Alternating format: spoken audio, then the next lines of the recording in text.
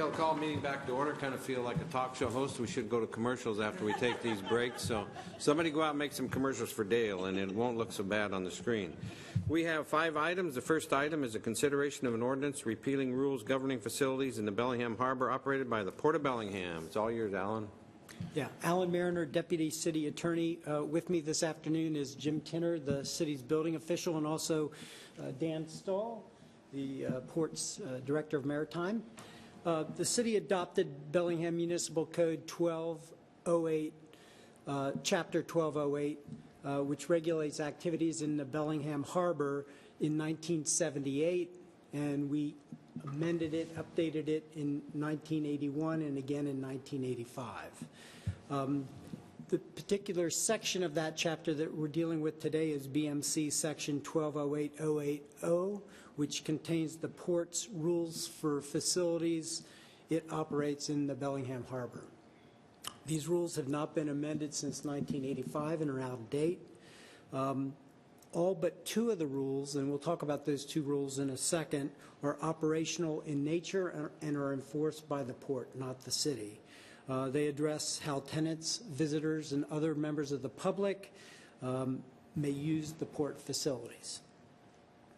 The state statute RCW 5308-220 authorizes the city to adopt the port's operating rules as a city code and make violation of those rules a misdemeanor.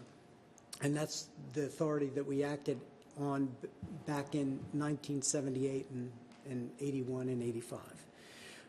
That statute also authorizes the city to amend or repeal the rules at the request of the port. And in your packet, there's a resolution from the port requesting that that specific section that has the port's rules for their facilities in Bellingham Harbor be repealed. There's several reasons for the port's request. First, if you look at that section that's included in your packet, subsection P restricts electrical power to a 20 amp maximum, and this is an out-of-date standard and unnecessary under the city's electrical code, and it's created some problems for the port and the owners of the boathouses as they try to upgrade their electrical systems. Jim Tinner is available to answer any questions about that section, but the city's electrical code adequately covers whatever electrical changes are going to be made at the port's facilities. Second reason for the port's request is that these are rules. If you look at the rules, they're really rules that deal with the port's relationship with its customers and members of the public. And it's not something that the city's involved in. And lastly, the rules are out of date. There's only one other provision in those rules. There are a whole set of rules that the city is concerned about, and that deals with the dumping of sewage. However, the city already regulates for this under BMC 1208040 by requiring all boats in the harbor to comply with all applicable state and federal public health regulations. And the dumping of sewage is prohibited by the Clean Water Act, which is enforced by both the U.S. Coast Guard and the Department of Ecology. So staff is available to answer any questions, as is Dan Stahl from the port, but we're asking that council adopt the ordinance repealing section BMC 1208080. Questions, comments? Jack? So the port already have these rules established in their process, within their agency. Come on down, Dan. You can stand right there at the microphone.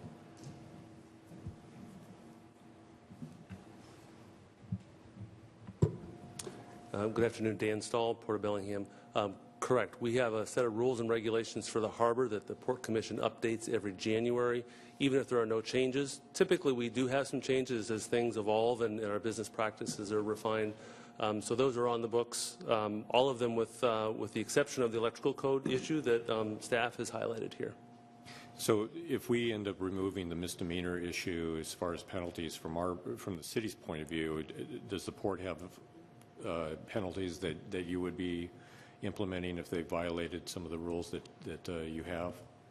Most of those enforcement actions would probably not come in the way of fines, but they would probably be like, in our case in the marinas, if people don't abide by our rules and regulations, we cancel moorage and they have to leave. And that's a pretty big hammer. If you have a boat and you live in town, you want it to be here. So we have really good compliance. Okay. Yeah.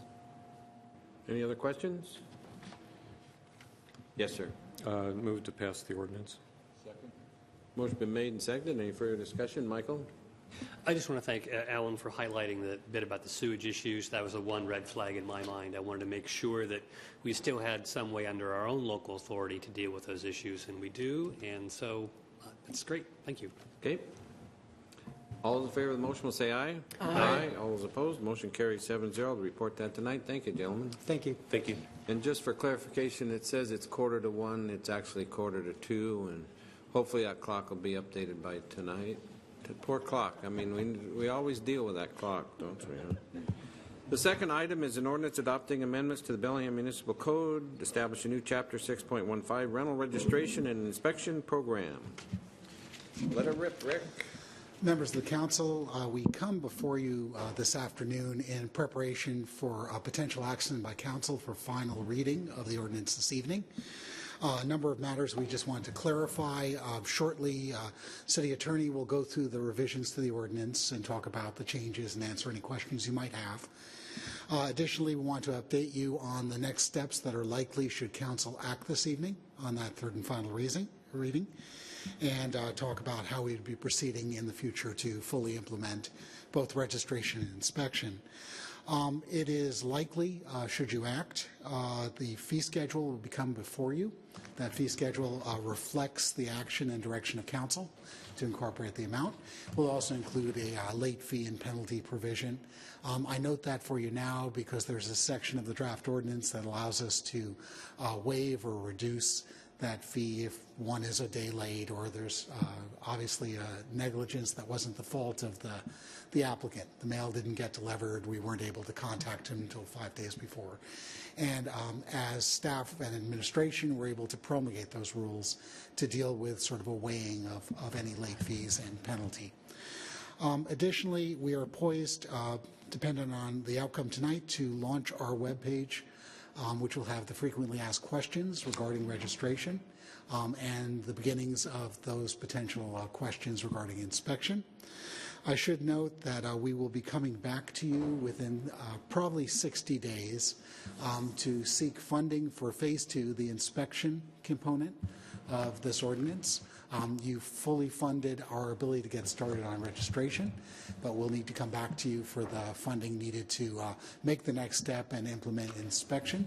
The reason it's staggered is we're still in the process of resolving the technological issues associated with that and the cost savings. Will not change its implementation date, which is early next year for start of inspection, but will provide us greater assurance on costs that we would be assessing and a fee schedule we could adopt for that portion of the program.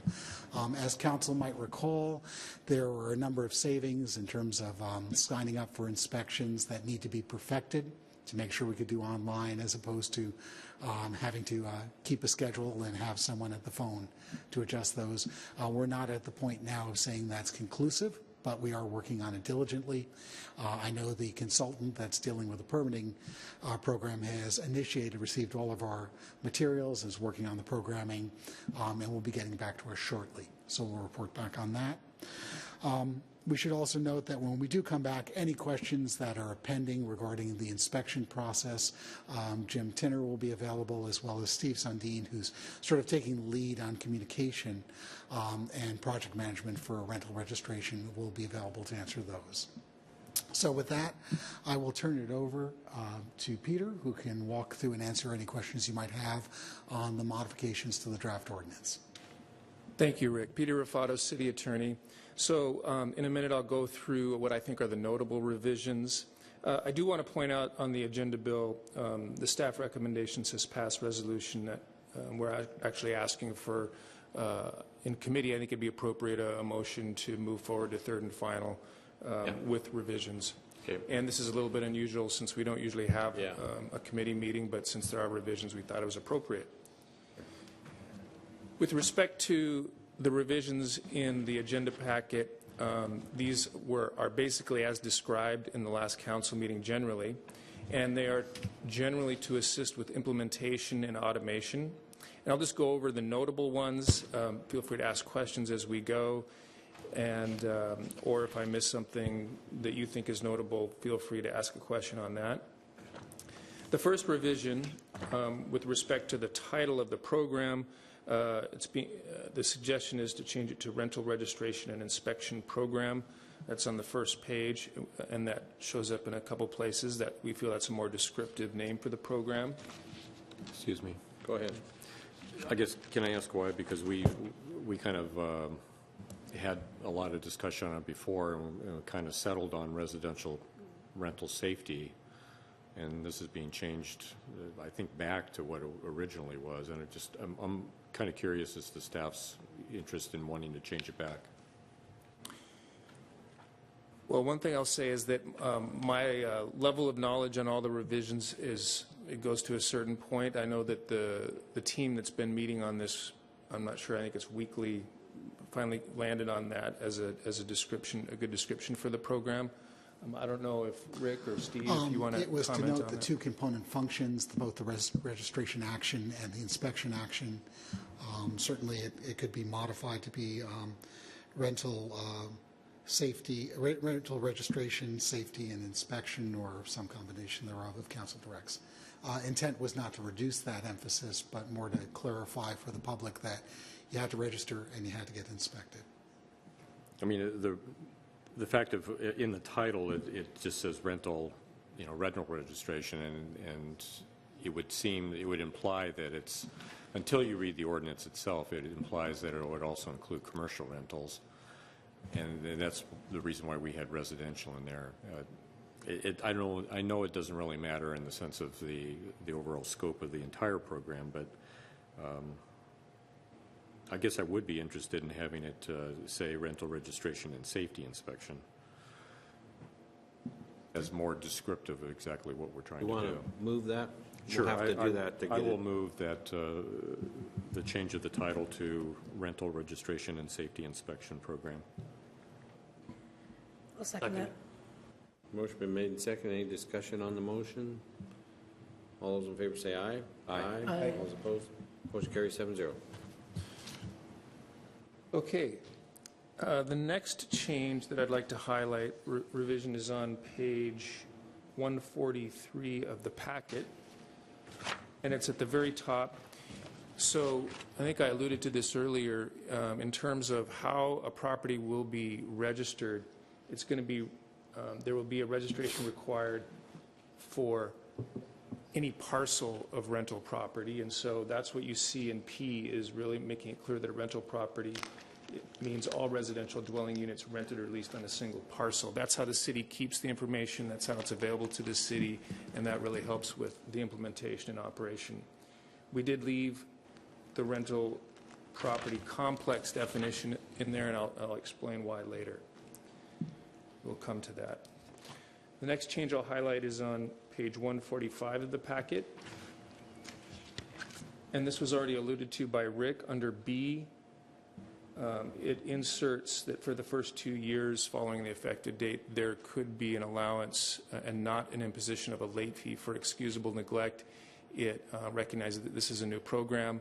Excusable neglect is a standard that you see in court proceedings sometimes, so there has to be a certain showing. It's not just I was late, but there has to be a showing of a good reason for that. The next revision is on the same page under C.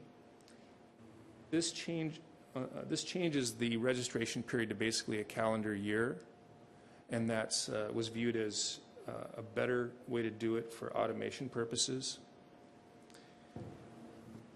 On the next page, 146 at the top, the language that's struck out at the top really decouples the inspection process from the registration process. So there will be a deadline set whenever a property is identified for inspection, and there will have to be monitoring and enforcement if that doesn't happen.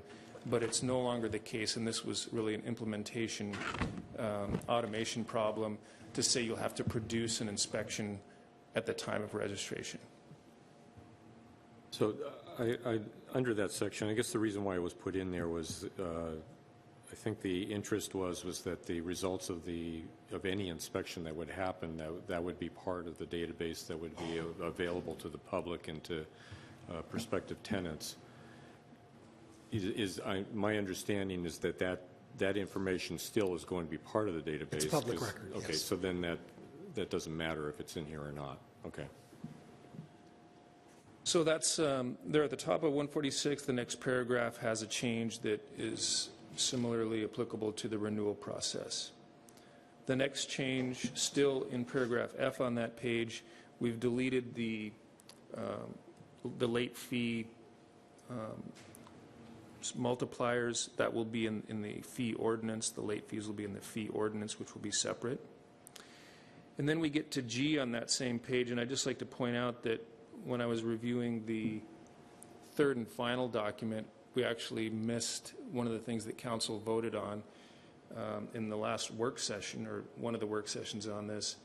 So we deleted laminated because we feel that's a cost that isn't necessary. But what should be inserted here, council already voted on that, is after the word unit, where it says a copy of the registration shall be posted on the inside of each residential housing unit, the words in a visible location should be added. That's actually something council already voted on. So I would ask that when that's moved forward, it's moved forward with that change as well. Okay. I would note that I guess the soft opening of the website, it has in there that it's an either or, that you can also pass it out to the tenant, which really was kind of against what I think what we were talking about up here. We really did want to have it to be in a visible. Sure. We'll correct that. Yeah. Okay, thank you. Roxanne? I'm going to jump ahead to H.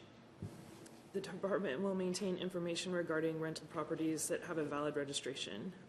One of our dreams as we were going through this was that we could also do outreach about properties that had code violations. And could that be considered for the future? Because I think that would be another way to get people on board with maintaining their properties. And then a place where people can go so they can see the properties that are really good and see the properties that may have concerns. We anticipate having a significant code enforcement effort as a result of registration for those properties that are identified, that have not registered but should have. We also see a number of illegal units that will likely be identified by exclusion from the listing. And I'll be coming back to council at a later date with the specific strategy. Public information is starting almost immediately, because the encouragement is to try to make any unit that can become legal.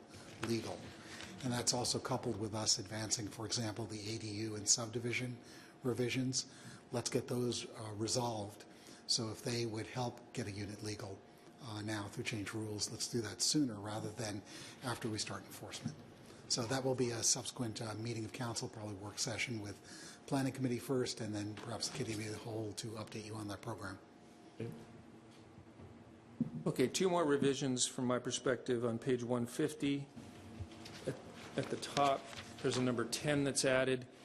And since we took out, well, we made the definition for rental property specific to a parcel, there are some provisions in state law that deal with a rental property complex. And in order to stay consistent with state law, 10 has been inserted to address that. And I can explain that in more detail if you'd like. Go ahead. Okay. So if you remember that there's, for a rental property complex under state law, if you have a certain number, and I don't remember what the thresholds are, 20, I think, you can choose, or the city will actually just inspect a percentage of those units. That applies to a rental property complex under state law. Now, we have very few in the city where it goes across parcel lines. So if someone has a complex that goes across a parcel line, then they're going to be entitled to invoke that sampling provision when it crosses the parcel line. We just have to recognize that, as well as they'll only be inspected once every 3 years under state law. that would apply to the complex and not how the city's defining it. Go ahead. On page 150. Hang on a second, Peter. Oh, sure. Peter, can I ask a quick question? Will the city have the provision that if they want to do more inspections, they can do that? Or I can't remember what our percentage is, if it's 5% or something like that. Or is it strictly that's what we do? Well, there's several provisions. The first would be is if we find noncompliance in the sampled units, we get to inspect more units till we receive satisfaction. Proponents can choose to do more. And one of the things we're working on now is many of the rental agencies, management companies have their own checklist. We want to get those to align because they might provide us more information than we would minimally require. Thank you. And the last change that I would highlight is on page 154 under penalties. I think I had one question at some point during this process, who is really responsible in terms of who could be subject to a penalty under this, and we just made it clear that it would include an owner and or a landlord, although ultimately it's any person that would violate this. For example, the obligation is to not rent a unit unless you follow all of the provisions of this chapter. But that just makes that clear. How does that differ from the last sentence of paragraph B? It's essentially providing even more clarity. Providing more clarity. Yeah. Okay, got it. Roxanne? This was really one of my main fears about us doing probably cheaper inspections, is that property owners would then want to push all the liability onto the city for the inspection. And so do we feel like this is a bulletproof way that we can stand up in a court of law? If we do an inspection and something goes wrong, I mean, I don't want the city to be liable when the city did the inspection. Well, the main provision for dealing with that is in another section. 140 on page 153. Yeah, so there's a general principle in any of the city's regulatory action that the public duty doctrine applies. So when the city acts in its regulatory capacity, inspections, and those types of approvals, it's not taking on a specific duty to any specific person because the city can't take on that. And the courts recognize that the city doesn't take on that liability.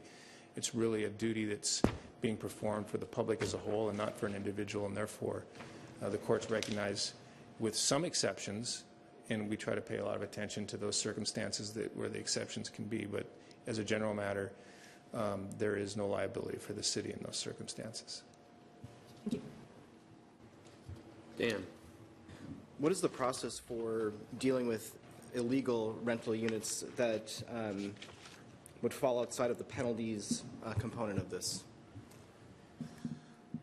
If I might, that's part of our enforcement discussion we'll be having. Typically, if we're identified for an illegal unit, for example, a unit attempts to register and could not comply by code, either building code, zoning code, or its construction, it becomes an enforcement matter. Our goal in enforcement is to get the property to conform. And to the greatest extent possible, we'd work with the proponent, the applicant at that point, to see if we can find provisions to do it. However, it is anticipated with 14,000 units, we're going to find a number of units that cannot be brought into conformance. Either they are inadequate in terms of code, inadequate in terms of life safety, or inconsistent with zoning. And that will move into an enforcement phase. Hence the reason to address ADUs and subdivision, can they be preserved through these other channels as a route to getting into compliance? If that can't be done, that use would need to be extinguished. And in the inspection phase, you'll see budget reserve to help with rental assistance, relocation, largely because the tenant may very well be an innocent victim of this circumstance, and we need to be mindful of that. Thank you. Michael? Thanks, Gene. I have a procedural question. For the third and final, is that ordinance the unamended version? And so this afternoon, do we need to substitute this amended version for that version? What do we do procedurally to move this forward, the amended version?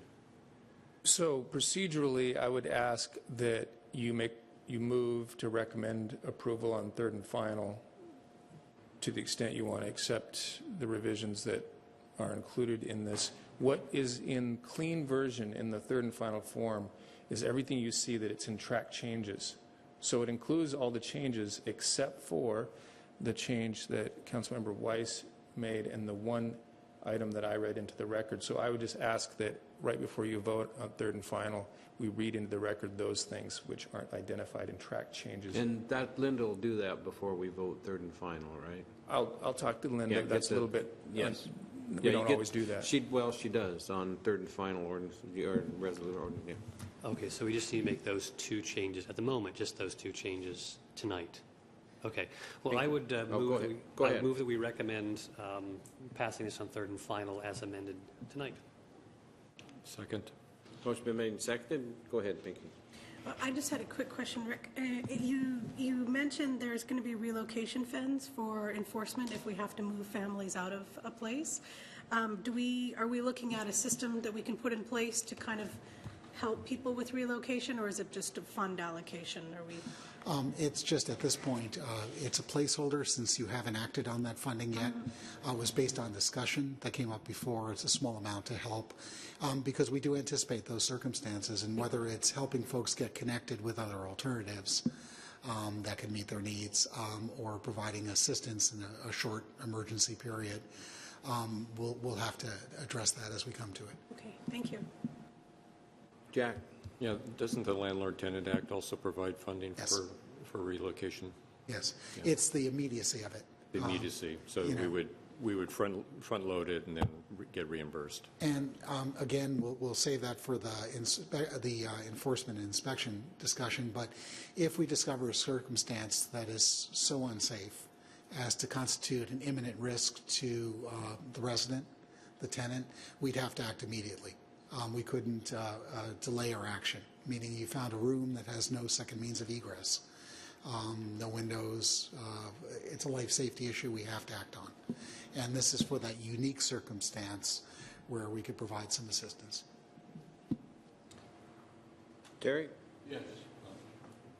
Just a procedural. Do we need a motion for third and final since it's on for third and final and will be called by the clerk tonight for the third and final? So I'm just wondering if that's, because usually we don't on third and final. No.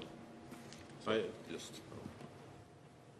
It's totally up to you. I mean, this comes forward a little bit differently because we're having a committee meeting, but it's totally up to you. Roxanne? So on page 147, I have a concern about under certificates of inspection. Toward the end of letter A, it says the property selection process shall be based on a methodology adopted by the director that will further the purpose of this chapter. Now, I wish you no ill will in saying this, but this concerns me because what if we get a bad planning director in our future? So my dream for this was in the beginning that the methodology would be random in nature. I don't know what your wish is for that, but that was my hope for it. And if we could include a methodology random in nature, if that's what your intent is. The intent here is all the properties will be inspected within 3 years. The question is which third gets done first. Right. There is an economy of looking at specific areas together for travel time and things of that nature. We would probably select those randomly. Okay. And then from that we would implement. Once the schedule is established in terms of which sequence you're in for 3 years, it becomes perpetuating. In essence, it's been established and it just keeps going down, so we get back within 3 years on the second time. So it's just the first action, and clearly the intent here is to basically group our inspections in closer proximity to reduce travel costs, work through them diligently for all three, and then follow up on the same schedule, and we'll select those randomly. Okay, because this is something that I keep on hearing concerns about because they don't want to, the business community wouldn't want to make it seem like the planning director was picking on a landlord that they were a tenant of back in whenever. So I would like to move that it shall be based on a methodology, random in nature. just to make that clear, to try to build more trust. So I'm moving based on a methodology, random in nature, adopted by the director. Is there a second? Okay, seeing none. Anything else, Pinky? I had a quick, just because I was hoping that we would focus in the beginning on the properties that we have historical reports on that are not meeting the grade. So I feel like random itself might not be cost effective. So I want to make sure that I'm understanding the terminology there. We have provisions to focus on projects that have history of nonconformance. We'll probably do so. We also will prioritize complaint properties, and we have discretion provided by this ordinance to allow us to do so. Pinky, excuse me, Roxanne. On page 150, we discussed the certificate of inspection or declaration of compliance. It's kind of a funny question, but I'm wondering, is there a way we could certify the authenticity of these documents? My fear is, what if people start producing their own that look like the actual? Is there any way we can address that? This is always a challenge with business licenses or other licenses and approvals. We'll see if we can make it distinctive enough or that can be done. Again, I don't think we can do sequential numbering other than by hand, but it certainly would be individually numbered by the property. And we can put on that certificate that you can check on. They're available on record, and you can contact the city to verify.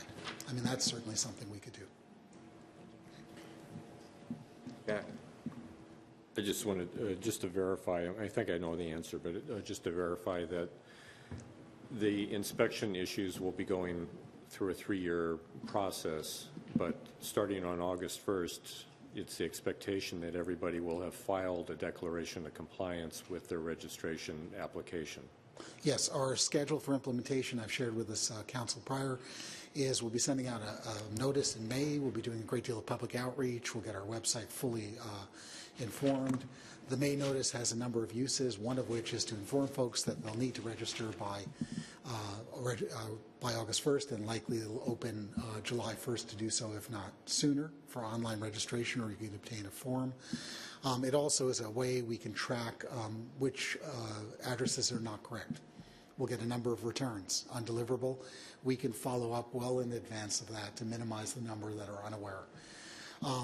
Indeed, it'll be fairly comprehensive in the effort, and we will note to folks that in early 2016, it's likely we'll contact them again if they've been selected for inspection.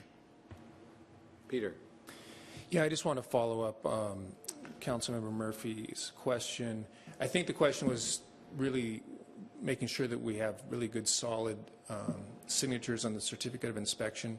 One of the ways that's addressed is under the penalties section. It's actually a misdemeanor. It really heightens the penalty if there's a false submission of a certificate of inspection, or if anyone knowingly provides false information upon which a certificate of inspection is based. Jack? And also just a little fine detail. I read it, and I think I read it correctly, but somebody files for registration in August, pays their registration fee in August. For 2015, that will be good for 2015 and 2016, and then we will go into a calendar year fee and registration process. I believe that's the case. Okay. Okay, we have a motion to send the resolution to the full council for third and final tonight with revisions. All those in favor will say aye. Aye. All those opposed? Motion carries 7-0. Thank you very much, gentlemen. Now we will go to the third item, discussion of proposed jail facility. Mayor Heinrich. Don't do that. Good afternoon. Brian Heinrich, Mayor's Office. You'll see in the packet there's a letter from County Executive Laus regarding the jail proposal that the county is advancing. In addition, there's a draft agreement for our review, and then there's also a sales tax projection worksheet that I think is really valuable to look at as we begin this discussion. I know in the letter the county executive articulates the timeline that they're working under, and what the administration would like to do is invite the county executive here for the March 23rd meeting and have them present their proposal to you. The administration will be working on some questions, and we have been in our conversations with the county for concerns that we have as we articulate, you know, the host of questions that arise from a project of this magnitude. And I know that this conversation is occurring at the other cities in Whatcom County as well, and they're certainly prepared to answer your questions. And I wanted to ask you if you thought it would be possible. We see value in having the questions you might have as part of the packet for the 23rd. So that would require that those were sent in. You can certainly send them to myself, or Marie perhaps is available as well, so that we can compile those all in one location. That would require those typically by next Tuesday. Often we ask for a little leeway in those attachments, but that's the request that the administration has right now. I'd be happy to walk through any questions you might have that I can answer. Otherwise, we'd like to move forward with scheduling that March 23rd work session, and I would anticipate, you tell me, probably an hour or more potentially. Council?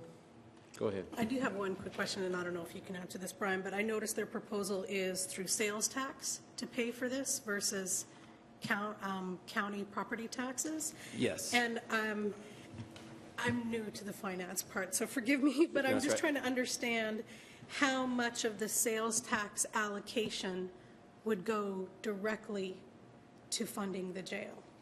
That would take away our city funding. That's a really good question. I'll try my level best to answer this, and I know there's some folks here who can speak to this better than I can. Mm-hmm. Generally speaking, 0.1% countywide sales tax generates roughly $3.5 million. So 0.2 countywide is about $7 million, depending on a variety of factors, maybe a little bit more than that countywide. If the county initiates that, the split becomes 60-40. So 60% of that generated goes to the county. The 40% then is distributed to the cities. Now, Bellingham has the largest amount of population, approximately 70%. So we, generally speaking, could expect 70% of the 40%. And then the projection, right, if you look at the projection worksheet, it contemplates what the bond payment will be and what we can expect as a city to generate or receive, rather, as revenue, and what will go towards that capital expense. Does that help, or does that further confuse? A little. Maybe one of the clarifications could be someone giving us a descriptive of why you would why the choice would be sales tax versus property tax, and kind of maybe look at those numbers on how that would affect the city in regards to the amount of money that would actually be diverted from funds that come to the city for other things. Yeah. This is somewhat of a corollary. I've heard, and I don't know this at all, so I'm just asking, that the inmate population that typically is in the jail is not proportional to the population basis in Bellingham versus the other cities versus the unincorporated area. Mm-hmm. And I just wanted to understand whether or not that's true, and if it is true, what are the percentages that are there, and how does that differ from the percentages that are laid out in this this agreement that's being proposed to us? That's a really good question. And I'm certain the sheriff has addressed that. I'm reluctant to, based on just conversations I've had, to weigh into that. I know it gets a little bit complicated because of our geographic location, right? And what I'm speaking to is the border. So there are times when, if someone is detained or not allowed to go into Canada because of a warrant issue, then, that impacts the jail. And so to try and sort of get at, well, where does that population come from can be kind of, it's tricky. It's a very good question, and that's certainly one that I'm certainly counting to be able to address on the 23rd. Michael.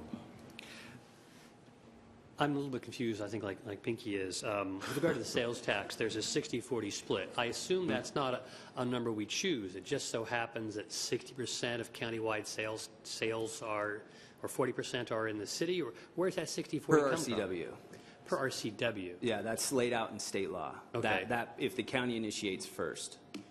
And in fact, what if the city I think it's initiated? Are there other choices? And then also, why is there a 90-10 split for the first 3 years then? good question. I believe, so to that first part, look at Exhibit A, page 179, RCW 8214-450 articulates the breakdown in how that tax is administered. I'm going to invite Tyler Schroeder down to from the county executive's office to maybe help with that second part of that question.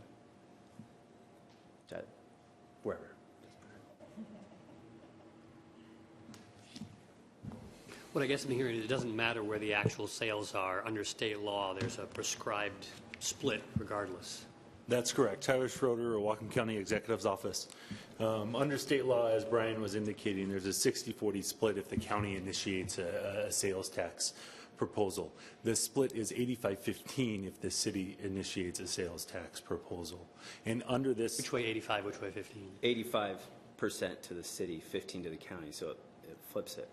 And under this proposal, it's set up for 60-40 because there's a higher responsibility for the county for criminal justice purposes, and that's where the 60-40 split comes out. What we really wanted to do today, as Brian indicated, was not to get into all of the details, but really be able to articulate. We have a very well vetted PowerPoint presentation that we can come back to City Council, Executive Laus, and Sheriff Elfo, and go through these specific questions, because there is a lot of details to this proposal, and we can get down the rabbit hole pretty quickly without really being able to articulate and answer those with some time to get back to you. You guys all have asked very, very poignant and important questions that we can try to get back and give you some answers on the 23rd if that's available and to the City Council. And let me propose that day we have a TBD board meeting at noon. So I'd like to see this go to the Public Works, Public Safety Committee, because the jail facility, and we start that at 9 in the morning. Would that conflict with your schedule at all? Because it looks like we could probably have an hour. No, from the county standpoint, right. We have the 23rd open to wherever the City Council wishes, and we'll be available. Well, it can go to the committee of the whole, but I don't know how we're going to squeeze an hour with all our other business in the afternoon with the TBD board too. That's all I'm saying. I mean, eventually it's all going to come to us, but that's. I don't know offhand exactly the number of items on the 23rd. I can Okay. certainly Well, look at let us if it's know. That's fine. We can do it in the afternoon as long as we know how much. we can work. I to suspect this will take at least an hour before we sign it. Jack.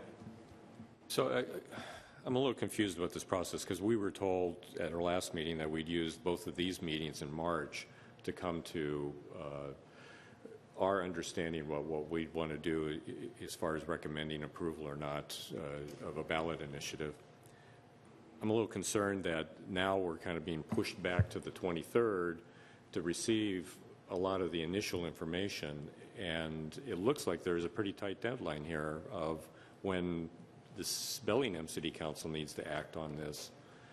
Are we getting kind of pushed up against the wall to be forced into a decision without being able to deliberate in an effective way? Because we're really going to, it looks like we're going to be receiving a lot of the information, a presentation, more detailed responses to our questions at a future meeting, but that future meeting is also going to be probably the meeting that we're going to be expected to make a decision. So I don't like the way that this is all laying out here. I was hoping that we would have the detailed meeting today so that we could have the policy discussion on the 23rd. But What's our drop dead date for us to make a decision to recommend or not? Well, I don't think we were looking for the 23rd to be any sort of a drop dead date. There are certainly other council meetings in April that, we could, we want to introduce, just let me go back to your first comment. I think what the mayor suggested is that we use this meeting to review, so you have a chance to review the documents and see what the proposal is, and then use the 23rd to have that greater in-depth conversation with the county executive and the sheriff. If council was satisfied on the 23rd, I think there would certainly be an opportunity to move forward. If it takes April 6th or even April 20th, I think those would be dates that... Okay. Except for the fact that there's a drop dead date for putting it onto the August ballot for the county, right? And what date is that? And what meetings does the county council have prior to that? Can you address that, Tyler? Yeah, so Tyler Schroeder, Executive's Office again. The drop dead date is for the submitting for the August ballot is either May 6th or May 8th. Okay. And so there would be city council meetings in April to address that. Okay. And the county administration will also be doing presentations to the county council during that April timeframe. Okay, I thought I read somewhere in here that it was in April for the county to act. Early May. And so what we were asking the county council or letting the cities know that we will be doing that same dialogue with the county council during April to ensure that we can have all cities and the county council on board with putting this to a ballot measure by May 6th or May 8th. Okay. Thank you. I'm trying to understand the logic of putting this before voters during the primary versus the general election. What was the thinking behind that? There's been a lot of dialogue between that too, and internally the executive just believes that that's the correct date to move forward. There's also been some questions from the county council on that.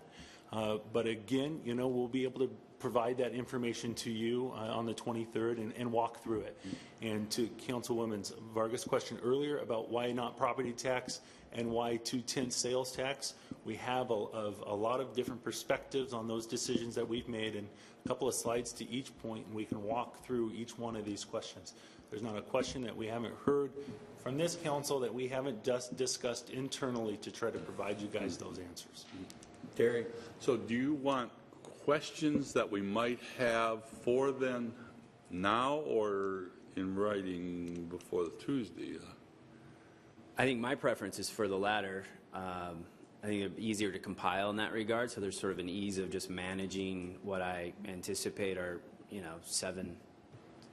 7 different worksheets of questions, right? Okay. As opposed, we can, if there's questions you want to be sure that are captured, we can certainly do that now too. I'm certainly open to whatever, however you'd like to proceed. Well, since Tyler's here, I do have one, and it kind of relates, not just, relates to this, but a little explanation with it.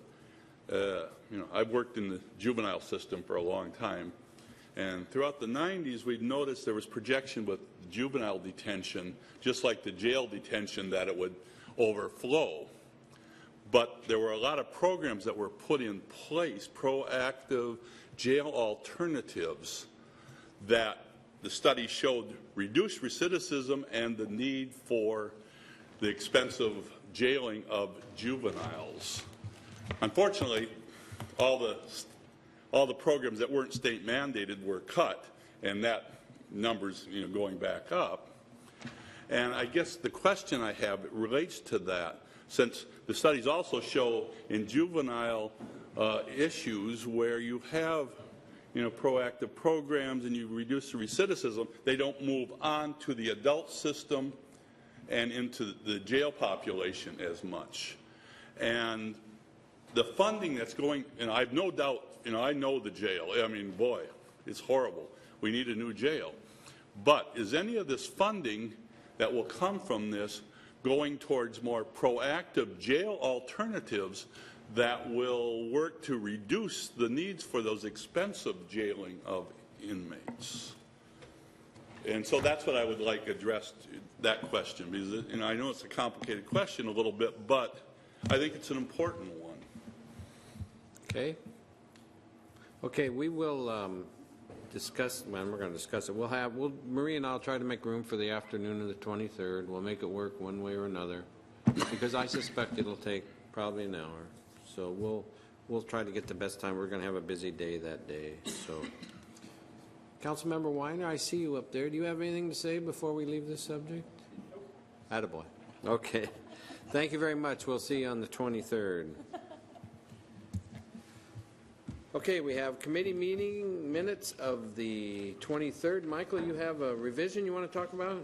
Yes, Gene, thanks very much. I believe it was in the afternoon under the hearing examiner semi-annual report to council. I believe there was unanimous consent to send that report to a committee for possible discussion, and I don't see that reflected in the minutes. I'm pretty sure it was in the afternoon. It might have been the evening. No, it was in the afternoon. So, it was basically a unanimous agreement to send the report to the planning committee for discussion at some future date. I don't think it was a motion. I think it was just a head nod thing. Okay, as long as that's understood. Okay, is there a motion? I move approval of the minutes with that one correction. Second. Motion been made, second. Any discussion? All in favor say aye. Aye. Aye. All opposed? Motion carries. Abstention, that's right. Terry was gone. 601. Let's see, now we have one for a special meeting. Which one was that? Oh, that's part of the script that I'm not supposed to look at. Old or new business? Terry? Yeah, I have a new business item.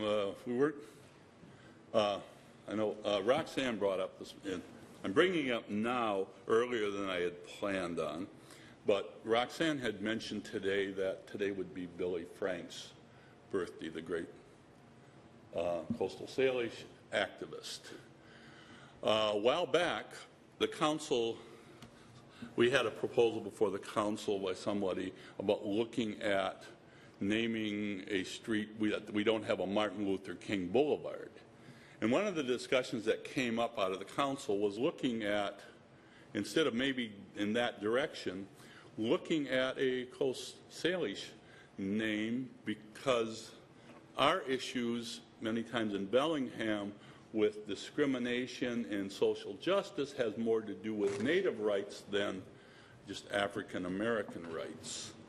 So part of it was looking at, and we were looking at maybe the waterfront or some other way to do this kind of a change. And Roxanne and I have been talking a bit about this, and then we run into this looking at, we have Nooksack, we have Lummi, we have Swimminish, that kind of from this area, and how do you, about agreement on different kinds of names. And during this process, I'm sorry it's taken a little bit because this has been an involved process. In terms of talking to people about this, a professor from Western suggested, instead of the waterfront, have you ever considered Indian Street? And as a name for that kind of a gesture. So I was thinking, in terms of thinking about that, I was thinking about what name, and then I realized the person who has done more towards civil rights and other rights towards the Coast Salish people in recent history is Billy Franks. And then Roxanne brought that up this morning. And so what I would like is permission, since we have had this discussion about of a naming possible before with the council and voted about this, I would like permission for Roxanne and I to have a further discussion with the administration and with others about to explore this possibility. Not to do it, but just to explore this possibility. Any objections? Seeing or hearing none, you've got it. Okay, thank you very much. I know. Any other old or new business, Jack? Last week, the Planning Commission met, and I attended that meeting. It was a public comment, not a public hearing, but a public comment meeting for the public to address issues associated with the planning department's work on accessory dwelling units in the proposed changes that might happen. And it was a pretty lively discussion that they had. I brought forward to the Planning Commission the discussion that we had at the council level under other old and new business issue, where the Planning Committee, our Planning Committee, would have a joint meeting with the Planning Commission. And the Planning Commission was pretty, I think, excited about the possibility of doing that, and to have you know, a really good discussion about what are the parameters associated with the ADU issue. So we're gonna set something up with our planning committee, which is Dan, Terry, and myself, and would invite the rest of the council to attend as well whenever that happens. I would suspect it's probably going to be an evening meeting, but I don't know for sure. The only question I have, I watched that meeting on television, I saw you on the other side of that dais. Is that going to happen next year when you're not on the council anymore? Are you going to come and... Early and often. Oh, my goodness. Michael. Yeah, under new business. Several of us city council members were approached recently about making a statement with regard to the Trans-Pacific Partnership. This is an international and national agreement being negotiated, and it could possibly have effects on state and local governments like our own to pass regulations. And we've been asked to make a statement on this. I feel that we don't have yet enough background information on this, and so what I would like to do is move that we ask our policy analysts to do some quick background research on the Trans-Pacific Partnership and also the TPO, which I'm not even sure what that means, which is the fast track authority, which takes away even the Congress's ability to modify the arrangement. I think we need to hear a little bit more about this and to see whether or not there are some local government concerns with regard to our ability to regulate and protect our community. So I would move that we ask Mark to look into those issues to see what's there that we might be able to then talk about at a later date. Is there a second? I'll second it. Take your pick, Marie. There was 3 of them. You're on top of things. I don't have to worry. Okay, motion been made and seconded. Any discussion? All in favor say aye. Aye. All opposed? Motion carries 7-0. Dan, you have anything? Okay. No more old and new business. Actually, Yes? Dean. Go ahead. I'm sorry. 2 quick things. Last week I went to our tourism office and had a little tour, and I learned something about our Smart Trips programs, and we were talking about our funding last week, or 2 weeks ago at our council meeting.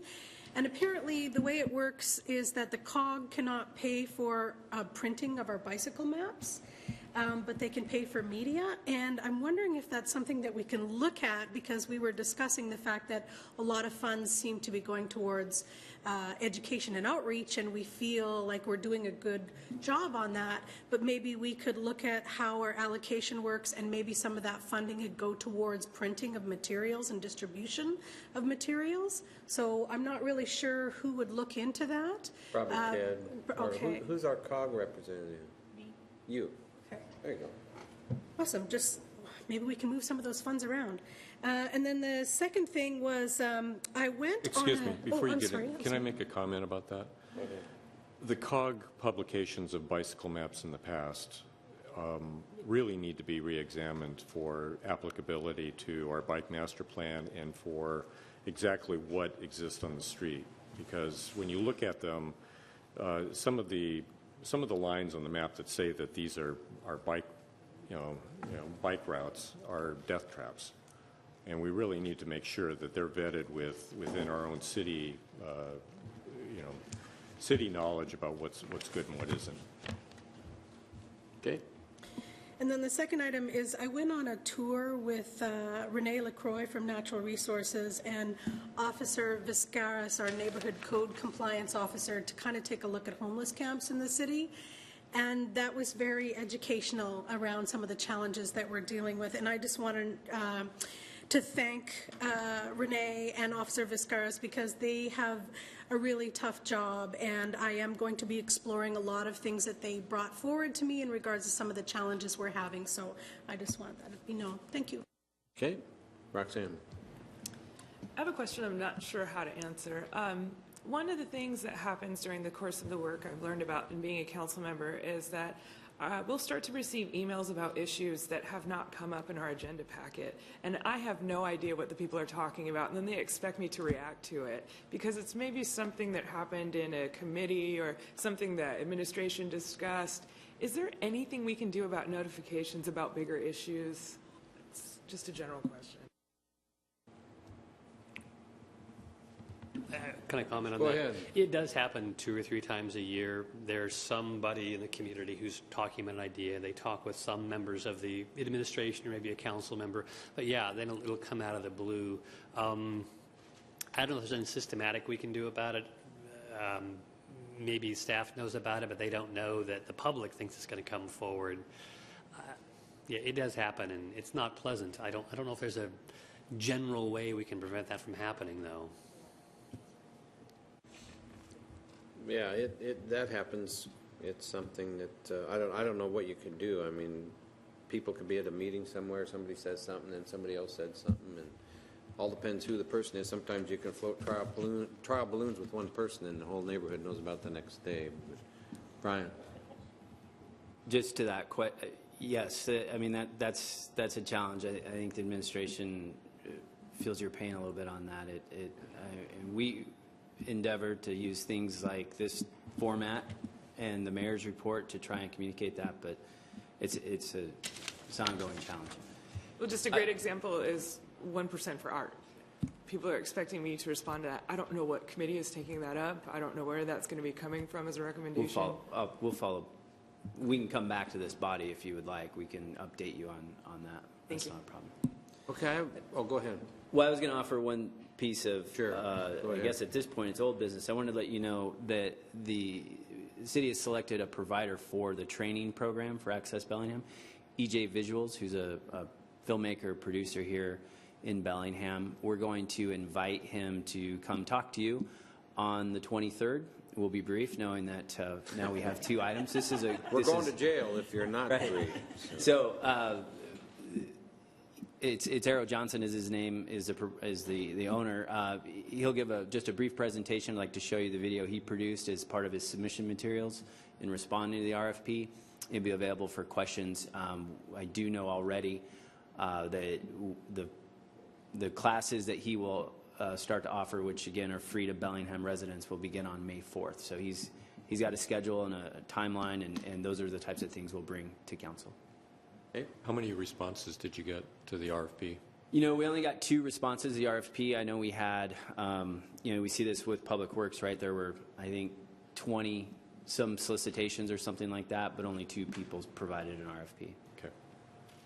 Okay, I have one item, and I didn't bring it with me. I don't know if anybody has a copy, but I want to acknowledge the 2014 City Council annual report that Marie put together. Hold it up to the camera, Michael. There it is. It's really great work, and I want to thank her for it. And for more information on that or to get a copy of it, go to cob.org. So thanks, Marie. It was really nice. Okay, we'll now go to executive session. There are 2 executive session items, right? Just 2? Okay. First item is potential litigation, approximately 15 minutes. And the second item is potential litigation, approximately 10 minutes. Executive session is expected to last 25 minutes. I should be back to close it in about 3:20. Meeting adjourned.